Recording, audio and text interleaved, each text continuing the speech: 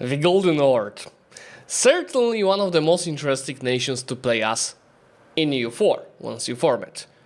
And it seems to be even more interesting and, what's important, challenging to play as in EU5, as it seems to be one big ruined campaign disaster where you try to save an overextended empire.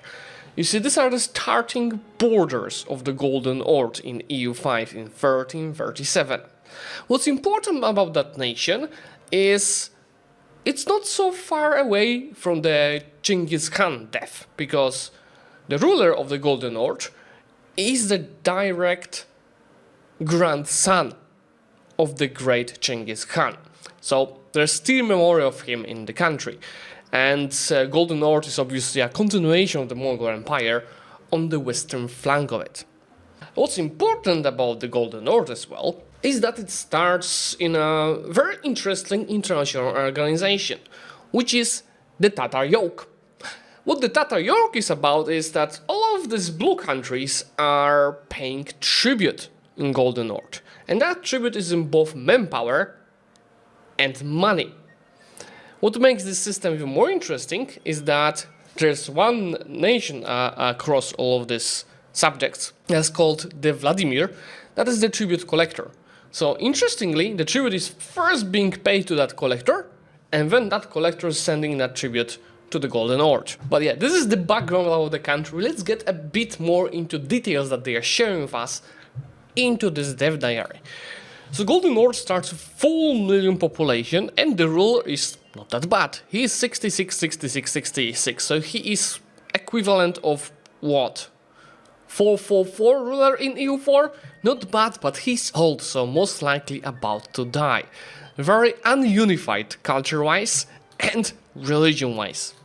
No surprise with this amount of the lands. They have their unique government type, which is called steppe horde. It is unique for this region, and steppe hordes is, I think, one of a few or the only government type that is an army-based country. Not a land-based country, army-based country. They have specific succession laws, a lot of policies and estate privileges unique for that government. Some of the fun stuff that it's giving is downgrading rural settlement cost, so you can get a town to become a rural settlement. When you siege something when at war, you're gonna conquer it immediately. When you're using a specific CB type, because, for example, when I played as Poland and I declared on the Golden Horde for a conquest CB, it wasn't happening, and they were also not taking over locations when sieging me down. I at least think so. But this mechanic is a bit of a comeback of EU3. Remember my EU3 video recently? It worked the same there, but with the exception that the Horde had to occupy a province for a while to take it over. Here it seems to be immediate. And obviously you can raise, which is actually not really explained yet in this dev diary, same for the raiding the borders. Here's how their estates look like. They have a lot of them, comparison to EU4, where there are just tribes. Here we have the crown, obviously the crown land from EU4, but then we have nobility, which is chieftains. We've got ulama, which is clergy, we've got traders, we've got commoners, we've got dhimmi, and actually if you take a look at it, there's 3 million dhimmi out of 4 million population, and there are tribes. Their major guarantee form is legacy of the Genghis Khan, which is giving them cavalry maintenance cost and reduced cost of the card. A bit of estate privileges, you see they all already have nice graphics. Tribal host is giving you horses output, which is the production of the horses. Share of the spoils is increasing the cost of the card, which it is actually weird, because you will first decrease the cost of the court, then just to increase it, and both in like minimal amount of the percentages. I don't think this modifier makes much sense. How about the national ideas? So unique advances that the Golden Horde is receiving. Culture's capacity 50% is insanely nice bonus. And it makes sense, because there are just, with this huge amount of the country with poor lands, it helps a lot to actually be able to integrate the culture, to be able to have higher control of the provinces. Manpower increase is also great, And I'll talk about that a bit later, about the manpower. Legacy of the Yochi gives the cavalry maintenance cost, minus 20%, which combined with 10% from Legacy of Genghis Khan is a bit of the modifier stacking, isn't it? Guys, you said yourself, I'm speaking to my friends at Parox, you said yourself, this game is not about modifier stacking. It kinda is what is happening here, obviously not at minus 90%, but people will find ways to make it cheaper, so maybe differentiating this would make a bit more of a sense, especially this at the start of the game. Legacy of the Golden Horde gives monthly legitimacy in Horde Unity. Perso-Mongol administration gives speed of integration, that's also a pretty good modifier. And then Tatar traditions in Age of Discovery gives you cavalry power 20%. I don't know if it's good, if it's equivalent of like infant cav compatibility 20%. We'll know once we play it. They have two unique unit types. One is horse archers, obviously, with all of these modifiers, and I still have the same feedback, maybe except instead of listing everything, we should list what's the difference between default unit, like cavalry, and this H and them, because I can't read it. Well, maybe once I have 500 hours, I'll read it. Arux, which is an auxiliary unit, so support unit, that is also unique from them. Now here's the manpower topic, because they have a unique building Kurultai, I saw one of it actually, that gives you monthly manpower, and you can recruit regiments here, which is great. They have a lot of manpower increase early on, plus 50 a month is actually a big amount. I'm wondering if we can beat it anywhere, or is it limited to capital?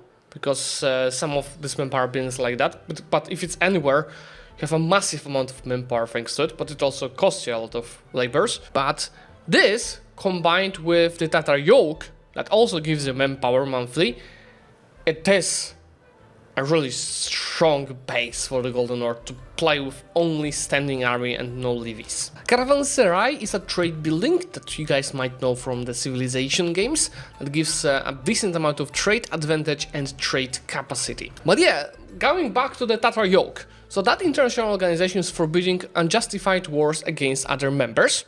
There are 40 members at the start of it, as I mentioned earlier, and that's the screen of the Tatar yoke. So we have the Overlord, which is the Golden Horde, we've got the Grand Prince of Vladimir, which is Moscow at the start, and everyone else are the members. The Grand Prince of Vladimir is receiving all of these additional modifiers, which is pretty nice, and that's how the tribute window is looking like. So pays, so Moscow is receiving 4 manpower and half a ducat a month from all of the payers if you combine them. And then the payer Grand Principate of Moscow is sending that tribute to Golden Horde. And you see what's interesting, it is really worth to be the Grand Principate of Vladimir, because you can decide how much you're actually gonna pay to the Golden Horde.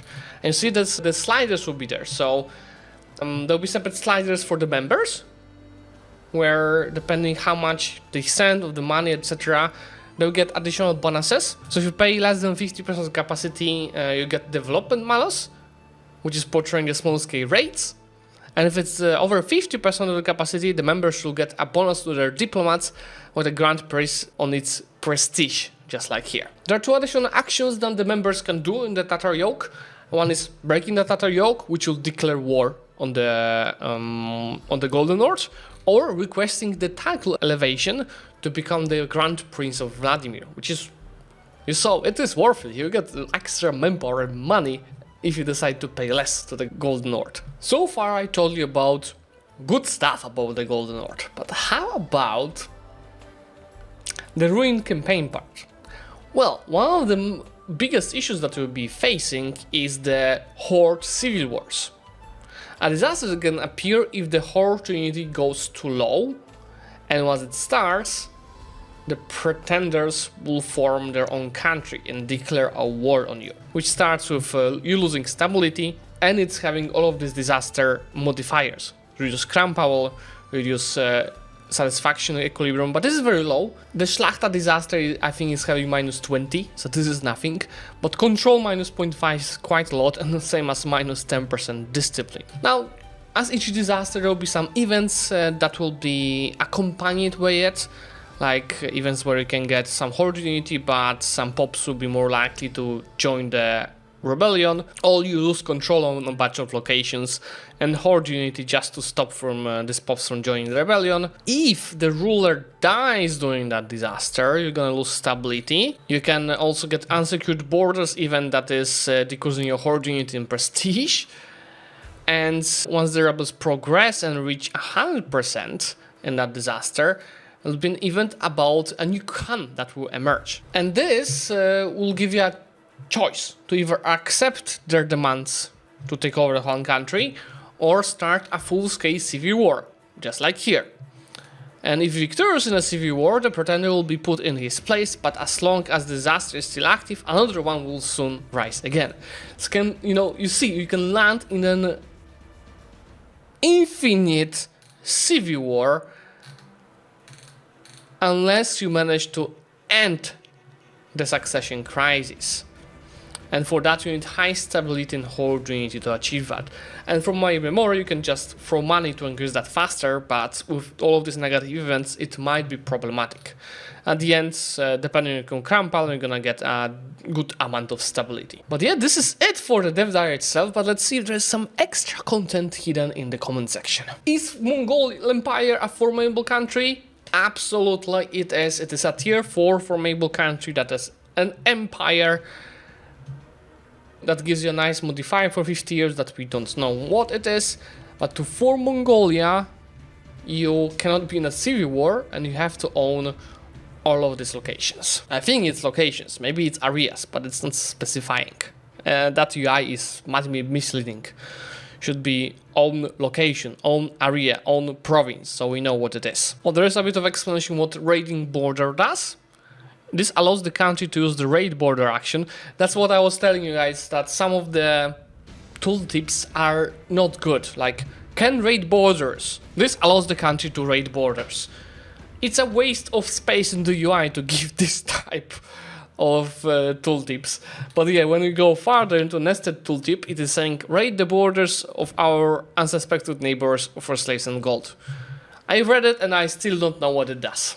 We really need tooltips that help you learn the game, because how am I supposed to learn what these raids do if I don't have a tooltip for that? I would have to just keep trying until I find it, or I'm good enough to be able to read the files of the game. There's a question about the Moldavia, which starts, like all the principalities, starts as a subject of the Golden Horde, but there are dynamic historical events for Hungary that will send a voivode over there, that's Moldavian, that will unite that region and make it a March of Hungary, and I saw it actually happen in one of my games. But yeah, that is it, there is not much more shared.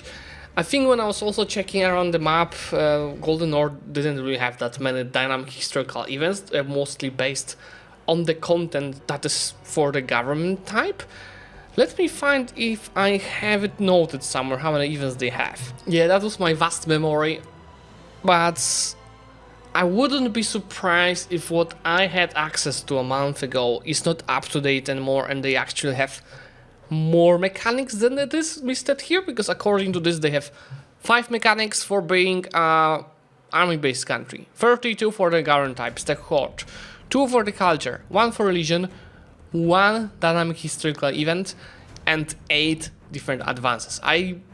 I'm almost sure that this is higher now, just Golden Horde didn't have a lot of the content discussed today back then. But yeah, this is it for today. I hope guys you did enjoy another dev diary about content for a specific country.